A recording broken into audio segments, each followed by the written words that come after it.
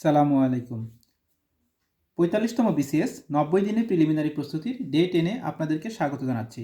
সুপ্রিয় শিক্ষার্থী বন্ধুরা, আজকে আমরা ইংলিশ থেকে যে অংশটা পড়ব সেটা হচ্ছে কনজাংশন এবং লিঙ্কার্স। আপনারা বইয়ের মধ্যে দেখতে পাচ্ছেন, দেখেন আমি একটা অধ্যায় দেখাচ্ছি, কনজাংশন এবং লিঙ্কার্স। যে কোনো বই থেকে আপনি প্রথমে দেখে নেবেন যে কনজাংশন বা লিঙ্কার্স এইগুলো কোনগুলো। এখানে কিছু আপনি উদাহরণ দেখতে পাচ্ছেন, and, or, but, yet, though, although, after, before, because, since, while, least.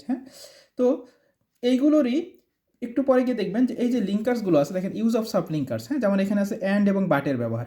প্রত্যেকটা ক্ষেত্রে আপনি কিছুক্ষণ পর গিয়ে দেখবেন প্রত্যেকটার ক্ষেত্রে উদাহরণগুলো দেওয়া আছে, অর্থাৎ কোন ক্ষেত্রে কোনটা ব্যবহার হবে। যেমন আমি এই পাশ থেকে দেখাচ্ছি, খেয়াল করে দেখেন যে কখন অর ব্যবহার হবে, কখন সো ব্যবহৃত হবে, তারপরে দেখেন কখন দেয়ার ফর ব্যবহৃত হবে, তারপরে কখন বিকজ বা বিকজ অফ ব্যবহৃত হবে।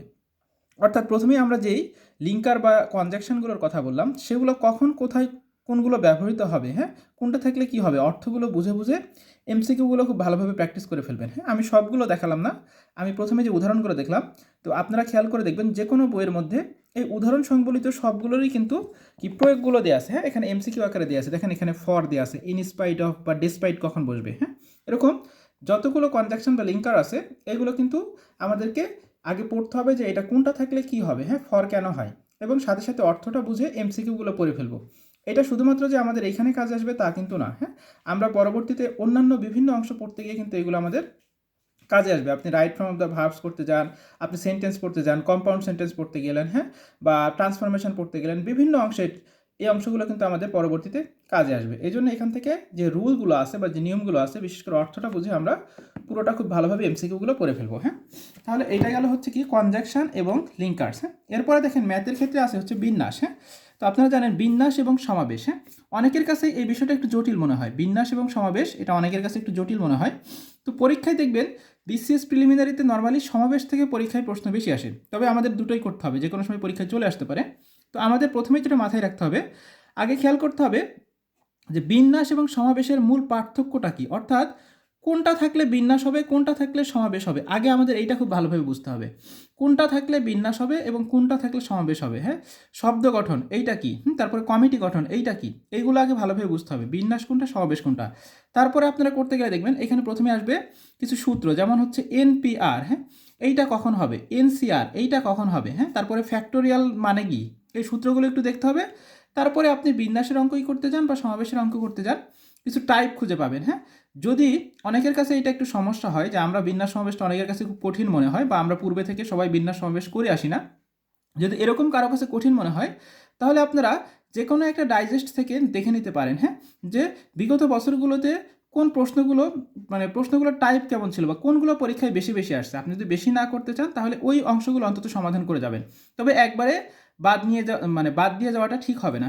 আপনি অন্তত কিছু টাইপ যেগুলো পরীক্ষায় আসার সম্ভাবনা বা বারবার আসে ওইগুলো একটু দেখে যাবেন, সূত্রগুলো, এবং কয়েকটা অঙ্ক করে যেতে পারেন। আর যদি আপনি এমনিতেই পুরো অধ্যায়ের সামারি করে বা পুরো অধ্যায়টা যদি ভালোভাবে বেসিক সহকারে করতে পারেন তাহলে তো খুবই ভালো কথা।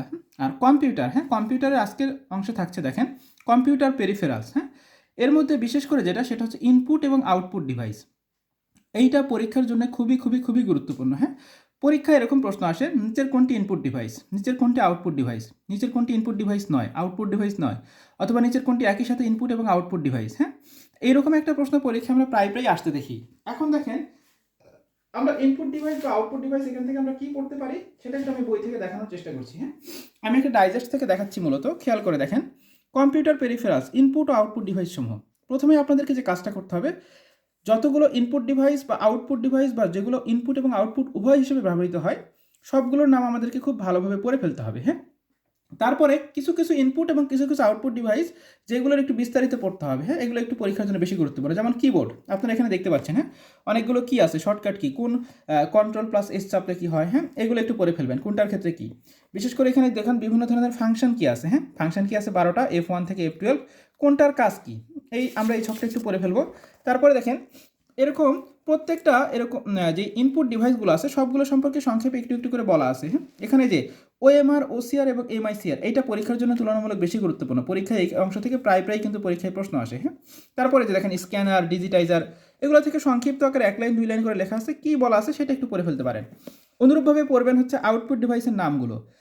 আগে নামগুলো খুব ভালোভাবে পড়ে ফেলবেন, তারপরে দেখেন এই যে মনিটর, এইটা পরীক্ষার জন্য তুলনামূলক বেশি গুরুত্বপূর্ণ। এই যে সিআরটি, এলসিডি বা এলইডি কোনটা কি, এইটা পরীক্ষার জন্য বেশি গুরুত্বপূর্ণ।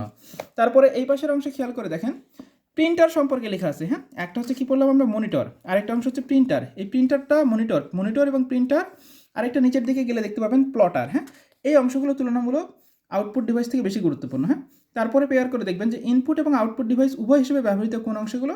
আর লাস্টে এখান থেকে আরেকটা অংশ করবেন, সেটা হচ্ছে কম্পিউটার বাস। হ্যাঁ, কম্পিউটারের ডাটা চলাচলের যে পথটা সেটাই হচ্ছে কম্পিউটার বাস। এখন কম্পিউটার বাসের মধ্যে এখানে হচ্ছে আপনার প্রকারভেদটা দেওয়া আছে। প্রকারভেদের মধ্যে যে অংশগুলো আছে সেগুলো একটু পড়ে ফেলবেন। হ্যাঁ, কম্পিউটার বাসের মধ্যে কী কী আছে সেইটা, আর লাস্টে গিয়ে দেখবেন যে কম্পিউটার পোর্ট সিস্টেম, এখানে বিভিন্ন পোর্টের নামগুলো দেওয়া আছে, এইটা একটু পড়বেন। হ্যাঁ, তাহলে আশা করা যায় যে এইটুকু পড়লে আপনি বিসিএস প্রিলিমিনারি পরীক্ষায় 1 মার্কস বা 2 মার্কসের প্রশ্ন ইনশাল্লাহ কমন পেয়ে যাবেন।